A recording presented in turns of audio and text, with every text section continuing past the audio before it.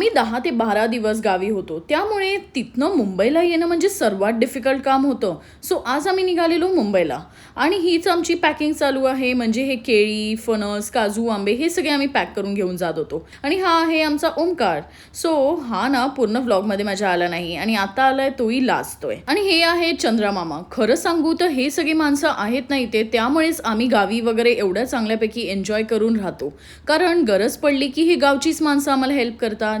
आता मी निघताच नाश्ता नाही केलेला, सो इकडे आम्ही कटवडा खाल्ला आणि त्यानंतर लागलो मुंबईच्या परतीला. आणि तुम्हाला माहिती आहे का, 4थीपर्यंत मी गणपतीत आणि मे वेकेशनमध्ये जवळपास महिनाभर गावी राहायची. बट त्यानंतर मी कधीच इतके दिवस राहिली नाही. 4 ते 5 दिवसात मी रिटर्न मुंबईला यायची. Either it is because of my studies किंवा जॉब. बट आता पहिल्यांदा 15 वर्षानंतर मी 10 ते 12 दिवस गावी राहिली. आणि इथे ना किती दिवस राहू तेवढे कमीच आहे.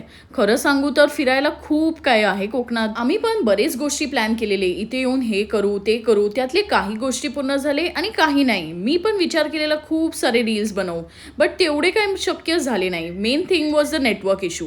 बट सुख हे खूप जास्त मिळालं आम्हाला इथे.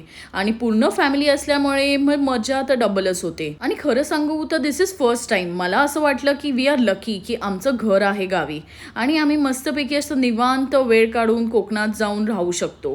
बिकॉज हे मुंबईत तर आपलं धावपळ चालूच असते, थोडा ब्रेक तर हवा असतो ना आपल्याला. आणि इथे कोकणात येऊन एकदम रिफ्रेश होऊन आपण रिटर्न मुंबईला जाऊ शकतो. कारण मुंबईतच पैसा आहे. Obviously we have to go back. आपला बिझनेस आहे, जॉब आहे, but we enjoyed a lot.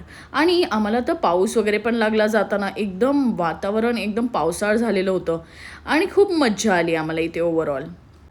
Thank God आमची पेट्रोलची गाडी होती. बिकॉज इथे CNG गाड्यांची लाईन बघताय तुम्ही, 1.5 ते 2 तास लागतात म्हणे त्यांना. आम्ही ना बरेच असे स्नॅक्स वगैरे कॅरी केलेले. सो दुपारी ॲज आम्ही कुठे हॉटेल वगैरेमध्ये ब्रेक नाही घेतला.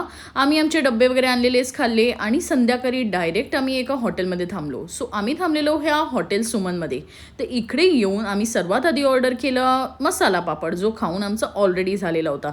त्यानंतर बेसिकच अशी पनीरची भाजी आणि पोळ्या मागवल्या आणि लास्टला आपली दाल खिचडी.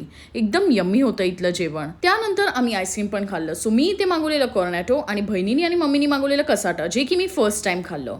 आणि अशा प्रकारे आमची ही कोकणातली ट्रिप एंड होते. So see you back in next vlog. Bye.